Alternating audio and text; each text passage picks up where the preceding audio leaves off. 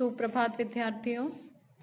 हम डॉक्टर राम कुमार वर्मा द्वारा रचित दीपदान एकांकी का अध्ययन कर रहे थे, जिसके अंतर्गत हमने बनवीर और पन्नाध्याय के संवाद पर चर्चा की थी। महाराणा सांगा के इकलौते एकमात्र जीवित पुत्र कुंवर उदय सिंह को अपनी राह का कांटा मानते हुए बनवीर उनकी हत्या करने के लिए राजमहल में आ जाता है और यहाँ पर पन्नाधाय कुंवर उदय सिंह को बचाने के लिए उसके बिस्तर पर, उनकी शैया पर अपने पुत्र चंदन को सुला देती है। और बनवीर को पता होता है कि पन्नाधाय सहज ही उदय सिंह के मारे जाने के लिए तैयार नहीं होगी, तो वो उसको मारवाड़ में एक जागीर देने का पहले तो लालच देता है और उस लालच को भी वह स्वीकार नहीं करती। तो वह उसको ये और देता है कि वहां पर लोग तुम्हारा मंदिर, तुलजा भवानी का मंदिर बना देंगे, लोग तुम्हारी पूजा करेंगे, इसलिए तुम इसे स्वीकार कर लो। लेकिन पन्ना कहती है कि मैं इसे स्वीकार नहीं करती, इसे अस्वीकार कर देती है बनवीर के प्रस्ताव को। फिर बनवीर तलवार निकालता है कुंवर उदय सिंह को मारने के लिए, तो पन्नाधाई देखती है कि उस तलवार पर रक्त लगा हुआ है। हालांकि शामली से पन्नाधाई को यह पूर्व में पता चल चुका होता है कि महाराणा विक्रमादित्य का सोते हुए वध बनवीर कर चुका है और वह कुंवर उदय सिंह को मारने के लिए राजमहल में आ रहा है। लेकिन वह अपनी किसी भी बातचीत से, किसी भी कथन से ये बनवीर को कतई पता नहीं चलने देती कि उसके षड्यंत्र का उसको पूर्व में पता चल चुका है और वह कीरतबारी के माध्यम से कुंवर उदय सिंह को सुरक्षित इस मेवाड़ के राजभवन से बाहर भेज चुकी है। अब इसी को आगे बढ़ाएंगे। पन्ना, यह नहीं होगा, यह नहीं होगा महाराज बनवीर। जैसे ही बनवीर कुंवर उदय सिंह को मारने के लिए बढ़ता है, वो कहता है कि मुझे राजलक्ष्मी को पाने के लिए बड़ी दूर तक जाना है और उसमें कुंवर उदय सिंह को भी साथ लेकर के जाना चाहता हूं। तो पन्ना विचलित हो जाती है, वह कहती है यह नहीं होगा, यह नहीं होगा महाराज बनवीर। बनवीर कहता है जागीर नहीं चाहती, उसको फिर लालच देता है कि तुम जागीर नहीं चाहती। पन्ना कहती है नहीं। बहुत छोटे संक्षिप्त संवाद है, लेकिन बनवीर के द्वारा पन्ना को दिए जाने वाले लालच और पन्ना द्वारा किया जाने वाला इनकार नहीं, यह एक शब्द नहीं पन्ना की दृढ़ता को दर्शाता है। बनवीर तो उदय सिंह के बदले जो मांगो दिया जाएगा, उसको लालच देता है, उसके प्रण से वह डिगाना चाहता है कि तुम उदय सिंह के बदले जो भी मांगोगी वह तुम्हें मैं सहर्ष दे दूंगा। पन्ना कहती है राजपूतनी व्यापार नहीं करती महाराज, कि जो राजपूतनी होती है वह व्यापार नहीं करती, वह तो रणभूमि पर चढ़ती है या चिता पर। उसके सामने जीवन के दो ही लक्ष्य होते हैं, या तो अपनी मातृभूमि और अपने सतीत्व की रक्षा के लिए सहर्ष रणभूमि में चढ़ती है, या फिर वह अपने आतताइयों से अपने सतीत्व को सुरक्षित रखने के लिए पति के साथ चिता पर चढ़ती है। बनवीर, दो में से किसी एक पर भी तुम नहीं चढ़ सकोगी, तुम्हारा महल सैनिकों से घिरा है। उसको धमकाते हुए बनवीर कहता है कि न तो तुम रणभूमि में जा पाओगी, अर्थात मेरे विरुद्ध हथियार उठा पाओगी, और न ही तुम चिता पर चढ़ पाओगी, क्योंकि तुम्हारा सारा महल जो है वह सैनिकों से घिरा हुआ है। पन्ना कहती है सैनिकों को किसने आज्ञा दी? महाराज विक्रमादित्य।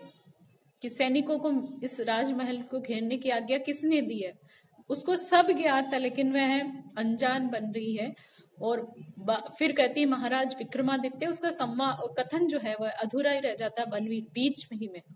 वे अब इस संसार में नहीं है पन्ना, उन्होंने रक्त की नदी पार कर ली है। कि अब वो इस संसार में नहीं रहे, उन्होंने तो रक्त की नदी पार कर ली, अर्थात मैंने उनका वध कर दिया है। उसी रक्त की लहर मेरी तलवार पर है। कि इस तलवार पर जो तुम रक्त पूछ रही थी ना किसका, ये महाराणा विक्रमादित्य का ही है। कितना निर्मम और कठोर हृदय है बनवीर, ये इस संवाद से हमें पता चलता है। उसके चरित्र में कि जिस नमक को उसने खाया है, जिस महाराणा सांगा ने उसको आश्रय प्रदान किया है, उन्हीं के पुत्रों की वह हत्या कर रहा है और निर्मम हत्या कर रहा है षड्यंत्र पूर्वक। पन्ना, ओह बनवीर, हत्यारा बनवीर। वह अब तक कि कुंवर उदय सिंह तक वह न पहुंचे, इसलिए कुंवर उदय सिंह अर्थात वहां पर पन्ना का बेटा चंदन सो रहा है, तो उस तक वह बनवीर न पहुंचे, इसलिए वो महाराज उसे कह रही थी। अब वो उसको क्या कह रही है, पन्ना के व्यक्तित्व में एक जो गुण हमें दिखाई देता है वह है निडरता। वह बिल्कुल निडर है, किसी भी बात को कहने से पीछे नहीं हटती। तो वो कहती ओह बनवीर, और उसके साथ ही करती है हत्यारा बनवीर, कि तुम हत्यारे हो। बनवीर, महाराणा बनवीर को हत्यारा बनवीर नहीं कह सकती पन्ना, कि मैं अब इस राज सत्ता का अधिकारी हूं, यहाँ का महाराणा हूं चित्तौड़गढ़ का, तो तुम मुझे हत्यारा नहीं कह सकती। हत्यारा बनवीर कहने वाले की जीभ काट ली जाएगी, और तुमने अगर मुझे हत्यारा कहने का दुष्कृत्य करा है, अर्थात मेरे विरुद्ध जाने का प्रयास किया है, तो वो बनवीर उसको धमकाता है कि उसकी जीभ काट ली जाएगी, अर्थात वो कुछ बोलने लायक ही उसे नहीं छोड़ा जाएगा। पन्ना, तो लो मेरी जीभ काट लो और यहां से चले जाओ महाराणा विक्रमादित्य। वो कहते हैं कि लो, कितनी निडर और साहसी स्त्री है पन्ना, कहती है कि जीभ काट लेते हो तो लो मेरी जीभ काट लो, लेकिन यहां से चले जाओ। और बार बार वह महाराणा विक्रमादित्य का स्मरण करती है। बनवीर, बार बार विक्रमादित्य का नाम क्यों लेती हो? प्रेतों और पिशाचों को वह नाम लेने दो, यदि मेरा नाम लेना है तो जय जयकार के साथ नाम लो। बनवीर कहता है कि बार बार महाराणा विक्रमादित्य का नाम क्यों लेती हो, कि वह तो मरकर स्वर्ग लोक को जा चुके, तो कितना कठोर है और कितना दुस्साहसी है।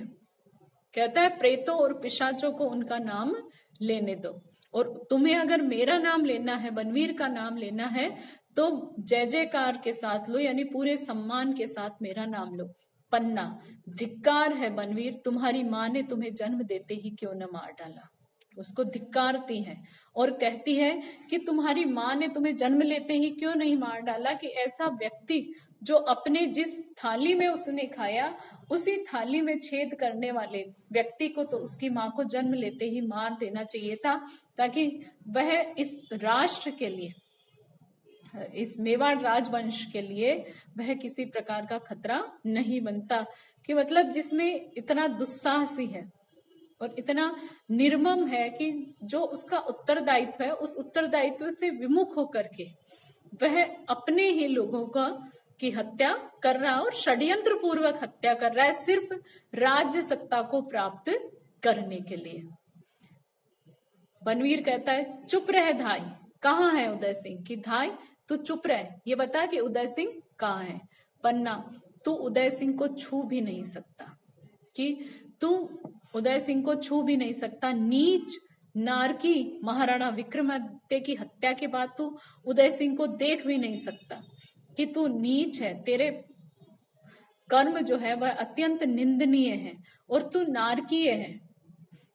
महाराणा विक्रमादित्य की हत्या के बाद पन्ना बड़ी निडरता से और बेबाकी से उसका सामना करती है और कहती है कि तुम उसको, कुंवर उदय सिंह की तो को तुम देख भी नहीं सकते। बनवीर, मैं नहीं देखूंगा, मेरी तलवार देखेंगी। किसने कहा कुंवर उदय सिंह को मैं देखूंगा? ये मेरी तलवार उनको देखेगी। विक्रम के रक्त से सनी हुई तलवार अब उदय सिंह के रक्त से धोई जाएगी, कि ये विक्रम के रक्त से जो सनी हुई तलवार है अब ये कुंवर उदय सिंह के रक्त से धोई जाएगी। पन्ना, ओह क्रूर बनवीर, तुम तो उदय सिंह के संरक्षक थे, उसको संरक्षक बनाया गया था और संरक्षक की मतलब बाढ़ ही खेत को खाने लग गई है। जो संरक्षक है वही उनका वध करने के लिए आ गया है। रक्षा के बदले क्या तुम उसकी हत्या करोगे? कि तुमने तो उनकी रक्षा का उत्तरदायित्व लिया था। और पन्ना उनसे निडरता के साथ पूछती है कि क्या तुम उसकी हत्या करोगे? नहीं नहीं, यह नहीं हो सकता, यह नहीं हो सकता। कि ये पन्ना की जो चारित्रिक दृढ़ता है, उसकी जो प्रण पालन का गुण उसमें है, वह यहाँ पर अभिव्यक्त हुआ है कि नहीं, नहीं, ये संभव हो ही नहीं सकता, यह नहीं हो सकता। महाराज बनवीर, तुम राज्य करो, तुम्हें राज्य सत्ता का लोभ है तो तुम राज्य करो, चित्तौड़ पर, मेवाड़ पर, सारे राजपुताने पर राज्य करो, पर कुंवर उदय सिंह को छोड़ दो। कि तुम मेवाड़ पे राज्य करो, चित्तौड़ पर राज्य करो, सारे राजपुताने पर राज्य करो, लेकिन कुंवर उदय सिंह को छोड़ दो, मैं उसे लेकर सन्यासिनी हो जाऊंगी। वह निवेदन कर रही है कि किसी भी प्रकार अगर बनवीर छोड़ देता है तो वह अपने पुत्र को लेकर के यहाँ से चली जाएगी। और दूसरा वह निवेदन इसलिए भी कर रही है ताकि इसको बनवीर को किसी भी प्रकार अगर वो कमजोर पड़ जाती है तो बनवीर को कहीं ना कहीं ये शक हो सकता है कि कहीं या उसका चंदन को इसने मुंह ढक के सुला रखा है तो उसको पता नहीं चल जाए कि ये कुंवर उदय सिंह नहीं है, इसीलिए वह ऐसा कर रही है। और दूसरा है कि वो कुंवर उदय सिंह की धाइमा है, उनको पाल रही है, तो स्वाभाविक है कि उसके प्रति उनकी जो ममता है वह भी जुड़ी हुई है। और तीर्थ में वास करूंगी, कि मैं सन्यासिनी हो जाऊंगी और तीर्थों में वास करूंगी, तुम्हारा मुकुट तुम्हारे माथे पर रहे, पर मेरा कुंवर मेरी गोद में रहे। बनवीर, महाराणा बनवीर, मुझे ये भिक्षा दो, कि एक भिक्षा मुझे दे दो, तुम्हारा राज मुकुट तुम्हारे माथे पर सुशोभित होता रहे, लेकिन मेरा जो पुत्र है, मेरे कुंवर जो है महाराणा संग्राम सिंह की आखिरी निशानी, उसे मेरी गोद में रहने दो, मैं यहां से लेकर के उन्हें चली जाऊंगी। ये प्रार्थना वह बनवीर से कर रही है। बनवीर कहता है, दूर हट दासी, यह नाटक बहुत देख चुका हूं, उदय सिंह की हत्या ही तो मेरे राज सिंहासन की सीढ़ी है, कि इस राज सिंहासन पर पहुंचने की जो अंतिम सीढ़ी है वह कुंवर उदय सिंह की हत्या। जब तक कुंवर उदय सिंह जीवित है, बनवीर जानता है कि वह निष्कंटक होकर के राज्य नहीं कर सकता। जब तक वह जीवित है तब तक सिंहासन मेरा नहीं होगा, क्योंकि वो उसका वास्तविक उत्तराधिकारी जो है वह तो कुंवर उदय सिंह ही है। और पन्ना से कहता है, तू मेरे सामने से हट जा, और धक्का देकर के वो पन्ना को कहता है कि तुम मेरे सामने से हट जा, क्योंकि पन्ना उसको उदय सिंह की शैया तक पहुंचने से रोक रही है। पन्ना कहती है, मैं नहीं हटूंगी, अपने कुंवर की शैया से दूर नहीं हटूंगी, और वो दृढ़ता से उसका विरोध करते हुए कहती है कि नहीं हटूंगी, अपने कुंवर उदय सिंह की शैया से दूर नहीं हटूंगी। पन्ना की ममता यहाँ चित्कार कर रही है, जिसका उसने गला घोट रखा है, क्योंकि कुंवर उदय सिंह की शैया पर पन्ना ने अपने पुत्र चंदन को सुला रखा है। बनवीर, उदय सिंह को सुला दिया है जिससे उसे मरने का कष्ट नहीं हो। वो जानता है कि वो कितना वात्सल्य, कितना ममत्व है पन्ना का उदय सिंह के प्रति, इसीलिए कहता है कि उदय सिंह को तूने सुला दिया है ताकि उसको मरने का कष्ट नहीं हो। उसका मुख भी ढंग दिया है। वाहरी धाइमा बालक के मरने में भी ममता का ध्यान रखती है तीव्रता से। शैया से दूर हट पन्ना, मैं उसे चिर निद्रा में सुला दूं। कि उसकी ममता के महत्व को ये स्वीकार रहा है, और फिर एकदम से क्रोधित होकर करता है कि चल दूर हट, इसे चिर निद्रा में। पन्ना साहस से, नहीं ऐसा नहीं होगा, क्रूर नराधम नारकी, ले मेरी कटार का प्रसाद ले। और एकदम से पन्ना जो उसकी छुपी हुई कटार होती है वह निकाल लेती है और कहती है कि तुझे तेरे इरादों में मैं सहज ही तेरे इरादे पूरे नहीं होने दूंगी। और वो उसको ताड़ना देते हुए, उसको डराते धमकाते हुए कहती है कि तू क्रूर है, गिरा हुआ मनुष्य है, तू नारकीय है, और अब मेरी कटार का प्रसाद ले, यानी कि इसके वार को तू झेल। आक्रमण करती है, उसकी चोट बनवीर की ढाल पर सुन पड़ती है, क्योंकि बनवीर भी पूरा तैयार होके आया है। उसे पता है कि पन्ना सहज ही कुंवर उदय सिंह का वध उसे करने नहीं देगी। बनवीर क्रूर अट्टहास करता है। ये बनवीर का कितना क्रूरतम चरित्र है, उसका निकृष्ट चेहरा जो है वो यहाँ पर हमारे समक्ष आता है। दासी शत्राणी, कर लिया कटार का वार, कि तूने कटार का वार करके मुझे कौन सी हानि पहुंचा दी, कर ली अपने मन की संतुष्टि, यह कटार मेरे हाथ में है। अब किससे वार करोगी? अब तुझे भी समाप्त कर दूं, लेकिन स्त्री पर हाथ नहीं उठाऊंगा। वो कहता है कि तेरे इस कार्य को देखकर क्रोध तो ऐसा आ रहा है कि तुझे भी मार दूं, लेकिन तू स्त्री है इसलिए तुझ पर हाथ नहीं उठाऊंगा। और पन्ना इतनी निडर है, साहसी है कि अब भी वो भयभीत नहीं हो रही है बनवीर से, बल्कि लगातार उसका विरोध करे जा रही है। एक माँ, कहा जाता है कि गाय बहुत सरल होती है, लेकिन जब शेर उसके बछड़े या बछड़ी को खाने के लिए आ जाता है तो गाय अपने संतान की रक्षा के लिए शेर से भी भिड़ जाती है। तो पन्ना हर हाल में विरोध करती रहती है कि चाहे कुछ भी हो, मुझे प्रयास कहीं ना कहीं एक माँ का इसमें छुपा ही है कि वो अपने पुत्र को बचा ले, क्योंकि कुंवर उदय सिंह को तो वह सुरक्षित कीरत बारी के साथ भेज चुकी है। और वो जब वो कहता है कि मैं स्त्री पर हाथ नहीं उठाता, तो उसे एक और नियम का याद दिलाती हुई वह कहती है, अबोध सोते हुए बालक पर हाथ उठाते हुए तेरा हृदय तुझे नहीं धिक्कारता पापी? कि जब एक मासूम निश्चल बालक निद्रा मग्न है, सो रहा है, उस वक्त तू उसे मार रहा है, तो कि पापी व्यक्ति, क्या ऐसे में तेरा हृदय तुझे नहीं धिक्कारता है?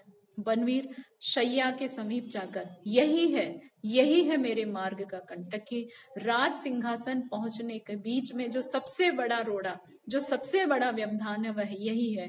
आज मेरे नगर में स्त्रियों ने दीप दान किया है, कि आज सारे नगर की, चित्तौड़ नगर की स्त्रियों ने दीप दान किया है। मैं भी यमराज को इस दीपक का दान करूंगा, कि मैं भी यमराज को मेरी तरफ से इस एक दीपक का दान करूंगा। और वो मेवाड़ राजघराने का कुल दीपक है बनवीर की जानकारी में तो। और ये दीपक है पन्ना धाई का सुपुत्र चंदन। तो एक माँ के लिए अपनी ही आंखों के सामने अपने पुत्र का वध होते देखना कितना मुश्किल है, और पन्ना ये देख रही है और अपनी स्वामी भक्ति पर, अपने प्रण पालन पर, अपने राष्ट्र के प्रति जो प्रेम है उस पर वह अडिग है। यमराज, लो इस दीपक को, यह मेरा दीपदान है। कि यमराज को संबोधित करते हुए बनवीर कहता है कि यमराज, लो यह दीपक, ये मेरा आज का दीपदान है तुम्हारे लिए। तलवार से उदय के धोखे में चंदन पर जोर से तलवार का प्रहार करता है। पन्ना जोर से चीख कर मूर्छित हो जाती है। कमरे में मंद लो में दीपक जलता रहता है। दीपक तो जल रहा है, लेकिन पन्ना की दुनिया का दीपक जो है, उसका पुत्र, वह यहाँ पर समाप्त हो गया है।